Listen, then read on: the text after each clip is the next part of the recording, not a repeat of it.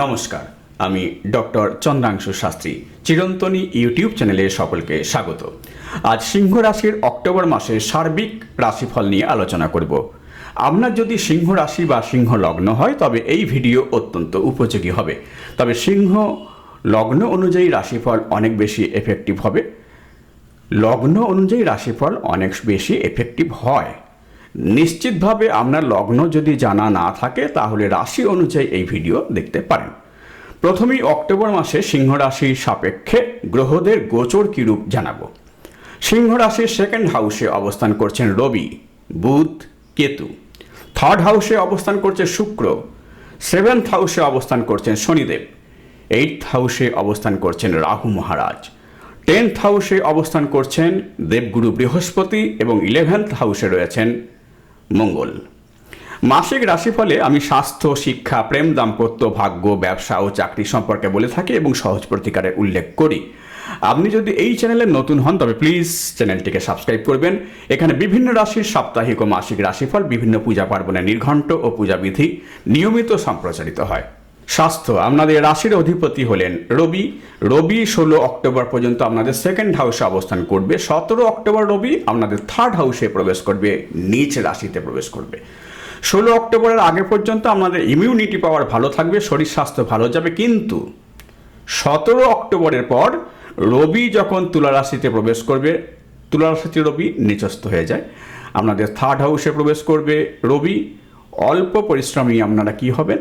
ক্লান্ত হয়ে পড়বেন, ইমিউনিটি পাওয়ার কমে যাবে, শরীর স্বাস্থ্য ভালো যাবে না। শিক্ষা, পঞ্চম ঘর হলো শিক্ষার ক্ষেত্র। আপনাদের পঞ্চমপতি হলেন দেবগুরু বৃহস্পতি। দেবগুরু বৃহস্পতি এখন দশম স্থানে অর্থাৎ কেন্দ্রে অবস্থান করছেন। আপনাদের অনেক কিছু করে দেখানোর ইচ্ছা থাকবে, কিন্তু তা কার্যে পরিণত করার ক্ষেত্রে আপনারা তত সক্রিয় থাকবেন না, কারণ দেবগুরু বৃহস্পতি শত্রু রাশিতে অবস্থান করছে। দেবগুরু এগুলি আপনাদের করিয়ে দেবেন, কিন্তু বিলম্ব বা দেরি হবে। আপনাদের সক্রিয়তা ধীরে ধীরে বাড়বে।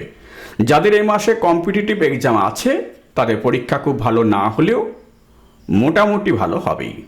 প্রেম সম্পর্ক, পঞ্চম ঘর শুধু শিক্ষা ক্ষেত্র নয়, প্রেম সম্পর্কের ক্ষেত্রেও গুরুত্বপূর্ণ। পঞ্চমপতি বৃহস্পতি কেন্দ্রে অর্থাৎ দশমে অবস্থান করছে, কিন্তু বৃষ রাশিতে অর্থাৎ শত্রু রাশিতে। ফলে প্রেম সম্পর্কের ক্ষেত্রে সমস্যা থাকবে। পরস্পর ভালোবাসায় কোনো ঘাটতি হবে না, কারণ কেন্দ্রে বৃহস্পতির অবস্থান। কিন্তু ছোটোখাটো বিষয় নিয়ে মতভেদ দেখা দেবে। স্ট্রেট ফরওয়ার্ড হবেন না, সামনের মানুষ মর্মাহত হবেন। বুঝে সুঝে কথাবার্তা বলুন, নইলে সমস্যার সৃষ্টি হবে। দাম্পত্য জীবন, সেভেন্থ হাউস হলো দাম্পত্য জীবনের ক্ষেত্র। সেভেন্থ হাউসে অবস্থান করছে বক্রী শনি।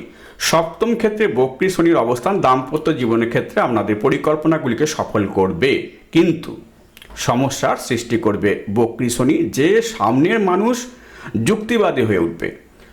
আপনার অহেতুক ইমোশনাল কথাবার্তা তিনি মেনে নেবেন না। আপনারা এই মাসে নিজেদের জেদ ত্যাগ করুন, তাহলে কোনো সমস্যা হবে না। মাসের শুরুর দিকে কিছু সমস্যা থাকবে, কিন্তু পরবর্তী সময়ে সেই সমস্যাগুলি কেটে যাবে। ভাগ্য, নবম ঘর হলো ভাগ্যস্থান। আপনাদের ভাগ্যপতি মঙ্গল।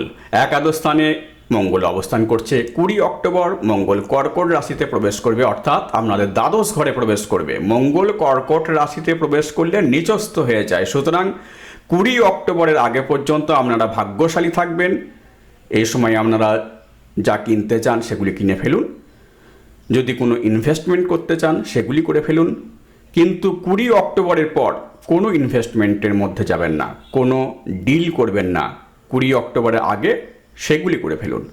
যে কোনো শুভ কাজ, ব্যবসা শুরুই হোক আর যা কিছুই হোক, কনস্ট্রাকশন হোক, সব কিছুই 20 অক্টোবরের আগে করুন। 20 অক্টোবরের পর করবেন না।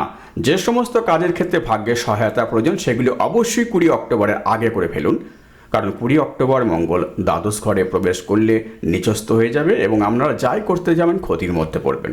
কেরিয়ার, দশম ঘর হলো কেরিয়ারের স্থান। আপনাদের দশমপতি শুক্র আপনাদের থার্ড হাউসে অবস্থান করছে, নিজ রাশিতে অবস্থান করছে। 13 অক্টোবর শুক্র আপনাদের ফোর্থ হাউসে প্রবেশ করবে। শুক্রের স্বরাশিতে অবস্থানে আপনাদের কর্মক্ষেত্রে খুবই ভালো ফল আশা করতে পারেন। কর্মক্ষেত্রে অন্যের সাপোর্টও পাবেন। ফোর্থ হাউসে শুক্র প্রবেশ করলে কার্যক্ষেত্রে আপনারা আরও ভালো ফল আশা করতে পারেন। ব্যবসা, এই মাসে ব্যবসা ভালো যাবে। শনি বক্রী থাকায় ব্যবসায় বিস্তার ঘটবে। বুধ সেকেন্ড হাউসে অবস্থান করায় ব্যবসার ইনকাম বৃদ্ধি পাবে।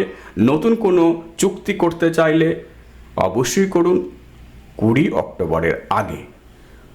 প্রতিকার, সূর্যের উপাসনা করুন, সূর্যের উদ্দেশ্যে জলদান করুন সকালে স্নানের পর, মন্ত্র উচ্চারণ করুন ওং জবা কুসুম শঙ্কাশং কাশ্যপেয়ং মহাদুতিম ধান্তারিং সর্বপাপগ্নাং প্রণতস্মি দিবাকরণ। প্রতিদিন সকালে স্নানের পর হনুমান চালিসা পাঠ করুন। মঙ্গলের বীজ মন্ত্র উচ্চারণ করুন ওং অং অঙ্গারকায় নম 108 বার। আমার এই ভিডিও ভালো লাগলে প্লিজ লাইক করবেন, শেয়ার করবেন এবং পরের ভিডিওগুলি যাতে শীঘ্র দেখতে পান সেই জন্য চ্যানেলটিকে অবশ্যই সাবস্ক্রাইব করবেন। আমার জ্যোতিষী পরামর্শ গ্রহণে আগ্রহী হলে 8617498640 এই ফোন নম্বরে ফোন করতে পারেন বা হোয়াটসঅ্যাপ করতে পারেন 9434660892 এই নম্বরে। আজ এই পর্যন্ত, দেখা হবে পরের ভিডিওতে। নমস্কার।